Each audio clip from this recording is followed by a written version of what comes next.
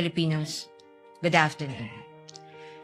As we begin today the impeachment trial of the Vice President, and in the days ahead, this court will undertake its constitutional task of receiving and weighing the parties' evidence, and ultimately to decide whether these pieces of evidence justify either a judgment of conviction or acquittal, guided only by its members' conscience and their solemn oath to do impartial justice. The present undertaking of this court, therefore, not only carries the weight of the Constitution, but also the imprint of our nation's history, because the Filipino people have shown that they never forget. We, as a nation, never forget. But why is the act of remembering important? What does it matter to our history and to ordinary Filipinos? Because in this trial, the prosecution proposes that we unseat the Vice President elected to office by more than 32 million Filipino people, more than the number of votes cast for the sitting President, and much greater than any of the votes secured by each of the members of the House of Representatives who now are here to prosecute her and seek to undo this people's choice.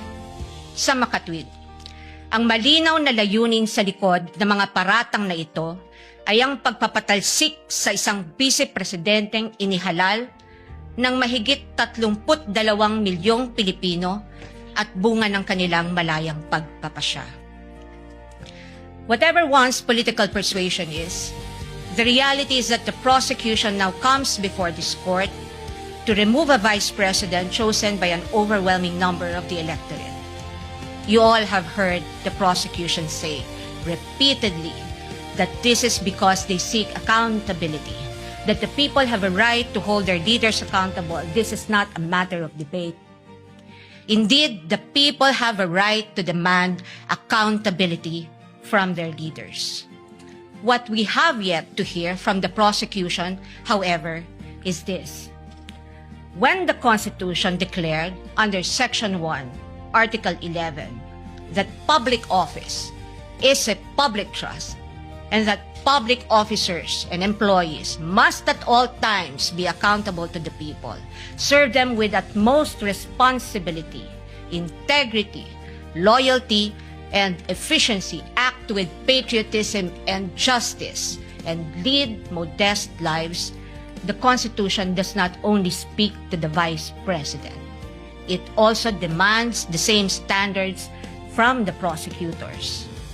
Being public officers themselves, the public prosecutors and the members of the House of Representatives are also held to the same constitutional standard. And so we must remember what history tells us. This is not the first time that members of the House of Representatives have attempted to remove the Vice President, and in a manner not compliant with the Constitution. In a July 25, 2025 decision, the Supreme Court unanimously declared in Duterte versus House of Representatives, GR numbers 278353 and 278359, that the impeachment proceedings in the House of Representatives were tainted with grave abuse of discretion, rendering the articles of impeachment that the House transmitted last year to the Senate as void ab initio. Early this year, the Supreme Court unanimously denied with finality the House of Representatives' motion for reconsideration of that decision, with a reminder that while impeachment is a powerful democratic process to call out corruption and grave abuse, impeachment can be abused, and that impeachment should never be abused to maintain the hegemonic dominance of greed by shaming those who occupy high government positions into preventing them from doing what they were sworn to do. But perhaps the most enduring reminder of the Supreme Court that we must not forget in the entire course of this trial is that, in the words of the court, the rule of law that does justice is our lodestar, and that justice includes accountability. justice includes fairness. Without fairness, there is abuse. This fairness is what our democracy is all about. It is in light of these reminders that we draw attention to certain fundamental legal principles that we think we must not forget throughout this trial. Mga batayang prinsipyo na dapat nating tandaan sa buong panahon ng paglilitis na ito, anuman ang ating kulay o politika. If we are to be true and honest to our proclaimed values, such as the pursuit of accountability, justice, and integrity in our system of government, then we must remain possessed of an unyielding resolve to ensure that the trial and judgment in this case are done in accordance with the command of the Constitution, the majesty of the law, and the discipline required by the rules.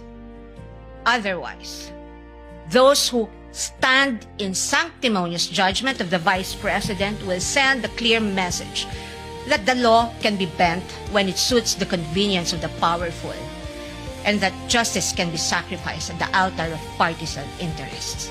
Mahalagang tandaan ang mahigpit na paalala ng ating Korte Suprema. Impeachment is not a purely political proceeding. It is primarily a legal, political, and constitutional mechanism. Ibig sabihin, kailangang naayon sa batas at konstitusyon ang anumang proseso nito. According to the Constitution, it is the Senate that shall have the sole power to try and decide all cases of impeachment. This power is not shared. The Constitution gives no other body, department, tribunal, agency, or a mere committee of any of these institutions the power to try an impeachment case. The House merely initiates, the Senate tries. Yet, we have seen the Committee on Justice conduct what its chairperson, the lead prosecutor in this case, described as a mini trial, which, as we all had witnessed, became a vast fishing expedition of alleged evidence that were not even part of the impeachment complaints under its consideration and which the respondent accused was made to answer. In that mini trial, we saw how the purported pieces of evidence were curated to construct a narrative against the Vice President even before this case reaches trial. The articles of impeachment presented before this court as an exercise of the House's power to initiate impeachment cases are therefore, in sober truth, the product of an impermissible intrusion of clear constitutional boundaries. Over the course of the impeachment trial, the prosecution will attempt to convince this court and the court of public opinion that the allegations in the articles of impeachment are supported by materials they obtained during their mini trial and that evidence exists to sustain a judgment of conviction. They will claim that the notices of suspension and disallowance issued by the COA and the COA decision denying the Vice President's appeal of that disallowance support their accusations, with the release of that decision by the COA conveniently timed and coinciding with the committee hearings. They will claim that the certifications of the PSA confirm their allegation that recipients of the confidential funds do not exist, even though they listed one Mary Grace Piatos in their pre-trial brief as among their witnesses, or that the liquidation of the confidential funds in a span of 11 days was allegedly swift as to invite suspicion. The prosecution will assert that the supposed NBI findings of similar signatures across a number of acknowledgement receipts submitted to the COA are supportive of their conclusion that the disbursements of the confidential funds were irregular. What the prosecution avoided informing the public so far are these: that it was the then Secretary of the Department of Budget and Management, Amena Pangandaman, who issued a memorandum for the President through Executive Secretary Lucas Bersamin on October 18, 2022, recommending the approval of the Office of the Vice President's request for confidential funds. That the Office of the President did in fact approve that recommendation of the DBM through a memorandum from the Executive Secretary dated November 28, 2022, and signed by the former Executive Secretary Lucas Bersamin by order of the President, that on December 13, 2022, the DBM issued a Special Allotment Order number SARO-BMP-C-22-001-2004, signed by former Secretary Amena Pangandaman, to cover the request of financial assistance, subsidy, and confidential funds of the OVP that, notwithstanding the impending end of the fiscal year, the confidential funds were nonetheless released to the OVP on December 20, 2022 under this documented approval process. That the COA decision is far from being final, that there is a pending motion for reconsideration of that decision that, assuming arguendo, the COA denies that MR today, or while this trial is ongoing, as could plausibly happen under the circumstances, the respondent accused still has legal remedies available under the law and rules and can file a petition to question the validity of any forthcoming resolution of the COA on the MR under Rule 64 via petition for certiorari under Rule 65 of the Rules of Court, and more importantly, that nothing in the notice of disallowance or COA decision states any findings of supposed misuse of confidential funds as confirmed by Attorney Gloria Camora when she was asked on this point during the committee hearing on April 14, 2026. Across all other articles, the prosecution will lay a landscape of what it deems to be their evidence in support of their speculations and conclusions. We are not strangers to all these accusations, precisely because this was not the first time these narratives were foisted into the minds of the general public. We have heard the same tales and stories of these accusations since 2024, when the House conducted its Quadcom hearings and most recently the mini trial of its Committee on Justice. But what we must not forget amid all these accusations is the fundamental legal principle that the burden of proof never shifts. The burden of proof never shifts. He who accuses must prove his allegations with evidence that meets not only the degree of proof required, but also meets the evidentiary standards of admissibility, credibility, relevance, materiality, and competence. We therefore should not lose sight of the core principle that the burden of proof is on the prosecution, and unless it discharges that burden, the accused need not even offer evidence on her behalf, and she will be entitled to an acquittal. This is the law then. This is the law now. And the underlying principle for this burden of proof is simple. Under our Constitution, every accused is presumed innocent until proven otherwise. An accused has in her favor the presumption of innocence, which the Bill of Rights guarantees. This also brings to fore the reality that, in the words of the Supreme Court in People v. Pagal, the individual citizen is but a speck of particular molecule vis-a-vis the vast and overwhelming powers of government, and his only guarantee against oppression and tyranny are his fundamental liberties under the Bill of Rights, which shield him in times of need.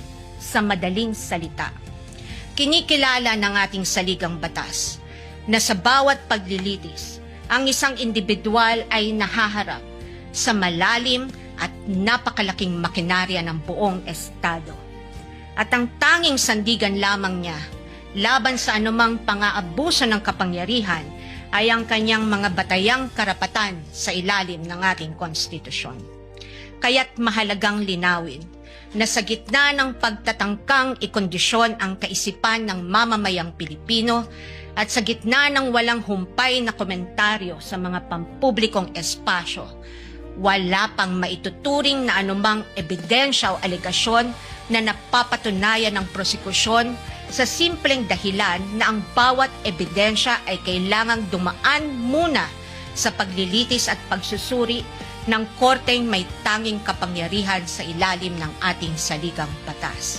Higit sa lahat, ang anumang paglilitis ay kailangang naayon sa itinatakda ng ating batas at konstitusyon at hindi lamang sa kagustuhan ng iilang may hawak ng kapangyarihan. One might ask, why is it important that we must not forget these basic principles? The ruling of the Supreme Court tells us why. The Bill of Rights applies to the entire impeachment process because inasmuch as our court recognizes that impeachment is a political process, it reminds us that it is not a purely political process but a legal and constitutional mechanism.